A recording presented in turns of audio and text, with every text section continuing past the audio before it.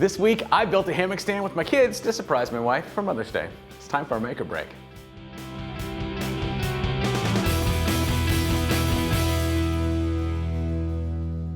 Hey there guys, welcome back to Make or Break, where we share our favorite maker videos of the week, and of course, we challenge ourselves to build a project of our own.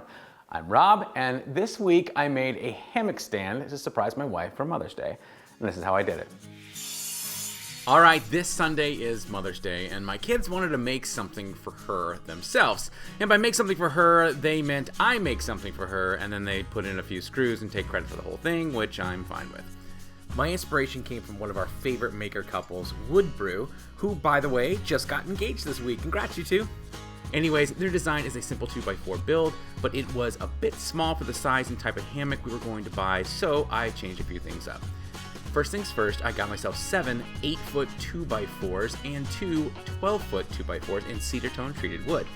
I cut all of my pieces to length and then used my miter saw to cut the 25-degree and 45-degree ends.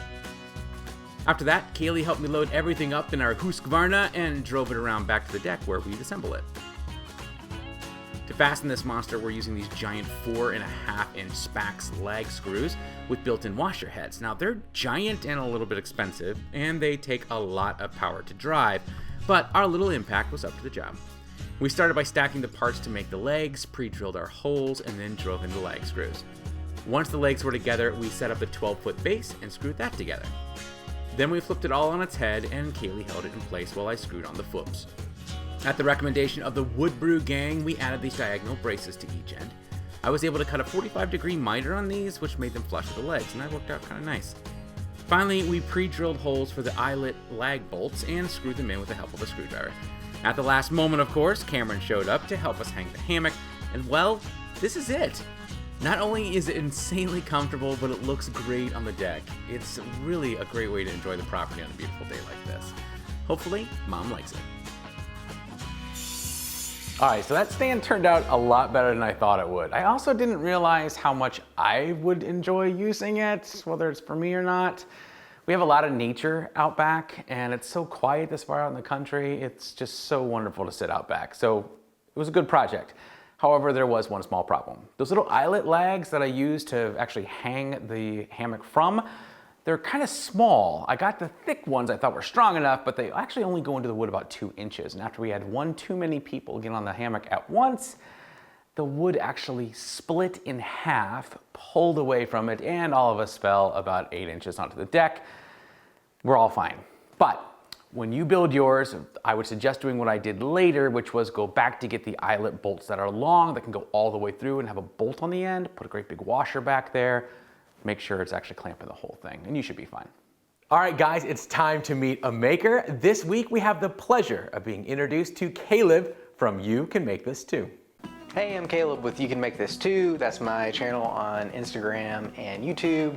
This is my shop where I do all my projects, and my mission with all the projects in my channel is to provide confidence, knowledge, and inspiration to people who want to make stuff by demystifying the process of how things are made and how they come together, so you realize that it's all approachable techniques. You just go step by step, and you can build almost anything you want, no matter what tools you have or don't have. There's almost always a workaround. Anyway, speaking of tools, an unsung hero in my shop that I don't think gets enough love, even though I use it quite a bit, is the trim router. Now, say what you will about me, I'm one of those guys still intimidated by full-size routers. I just don't like using them. They're just scary to me. But trim routers, though still dangerous, of course, are just a lot more controllable, less power, so I'm just not afraid of it getting away from me, and I just enjoy using them a lot more. But that said, they have the power to do almost every task I need a router to do. Very seldom do I ever have to pull out my big router. And really, the router table is about the only time I use it, because that's what's in there. But for simplifying, doing your edge treatments, chamfers, roundovers, these are great. For getting into joinery with the jig, you can start doing dovetails and box joints. It's also great for making rabbets, grooves, dados. You can even use these to hog out most of a mortise if you want to start getting into mortise and tenon kind of joinery. There's just so much you can do with the trim router. I've even started using it for some carving to start laying out the base work for wood carving, which is something I'm playing with now and want to learn a little bit. So yeah, just a super useful tool. Another YouTube channel that I really like to watch is Christofix DIY Projects. He's sort of like if you mix together Izzy Swan, Jimmy DiResta, and Matthias Wandel. He's got this really interesting approach, makes some really cool projects, but also really neat shop jigs and stuff. And one of the cool things is over the past year and a half or so, he's built out his shop. So all the projects you see him do and all these interesting little like knob making jigs and kerf makers and sleds and tables and fences. He has videos on how he did all that. So it's really interesting to see that development and how the projects he can make grows as he makes new little kits and jigs to improve what he can make in a shop. And it's just really, really fun videos, very well produced, cool stories, and just interesting stuff. So highly recommend you check him out. As I imagine most makers do, I have this habit of developing a love affair with whatever project I'm currently working on, and maybe the next one, because while I'm working on one, I'm normally thinking of the next one and working through the design issues or problems I think I'm going to have and just deciding what I want it to be. But anyway, one project I'm particularly proud of is the couch that I did last fall. It's a modern style. It's become the centerpiece of our TV room, and I just really like the way it came together. I'm proud of the design, proud of the execution. It's a piece I'm really happy with. I'm very much a one project at a time kind of guy, but lately I seem to have multiple projects going on. So some of the stuff I have coming out, I've done several epoxy cutting boards, and a question that keeps coming up is, are they safe? So this is as far as I've gotten on one project. This is just covered in epoxy. So I'm gonna do some testing and talk about food safety, the difference between food safe, safe for food contact, and all the boards we're seeing that have epoxy, you know, what you should or shouldn't do with it, and then also guidelines, etc. I mentioned earlier, I'm experimenting with carving, so I've kind of got this going on in the background, got all the routing done. Next I'm going to break out the gouges and start doing that for the very first time, so that's exciting and a little scary. And the other stuff I've got spread all over my bench is the Big Build Off table. I was invited to join the Big Build Off put off by the Instagram Builders Challenge. So I'm working on that. Don't want to tell too much more because the design's secret and everything, but those videos will start coming out soon if they're not already. So that's what I've been working on right now. And of course, if you want to follow all these and see how they come out, you can find me at You Can Make This Too on Instagram, YouTube, which is where the heart of my content is, also on Facebook, and you can find everything I do at my website, which is ycmt2.com, like my logo. Anyway, I want to say thank you for asking me to do this little feature. I really appreciate the opportunity, and until next time, make time to make something.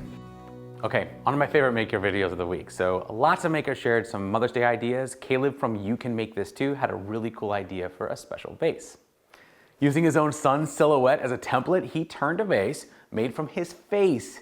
It's a simple idea that ends up producing this really beautiful piece that will have such a personal meaning to it. Just perfect, man. Now, for those of you who prefer a bit more metal in your projects, DiResta made a convertible bench. See, this way, when you're done benching and have shifted into hungry, you can easily convert this awesome wood and metal park bench into a picnic table. Now, this is a bit out of my own skill range, but super cool nonetheless. Now, Bob, who really likes to make stuff, took a different route in designing his raised garden beds. Composite decking, the stuff that costs a lot but never needs any maintenance. I don't know how I didn't think of this before. Bob figures if he spends a little extra on this material, then he'll be making raised garden beds that should last him a lifetime. To hold it all together, he even designed these really clever corner braces with a built-in spike. I dig it. That was a little pun because Sarah's not here to stop me from making those. All right, gang, that's all I've got this week. If you saw a maker video that you think I should have mentioned on the show, do me a big favor and link it in the comments below. And if you link it, I promise I'll watch it. Which is kind of dangerous. Be nice. Now, Sarah was supposed to finally join me back on the show this week, but we ran out of time. I promise next week for sure. Now, to my own mother, my wife, and all the other mothers out there, happy Mother's Day. I'll see you next week.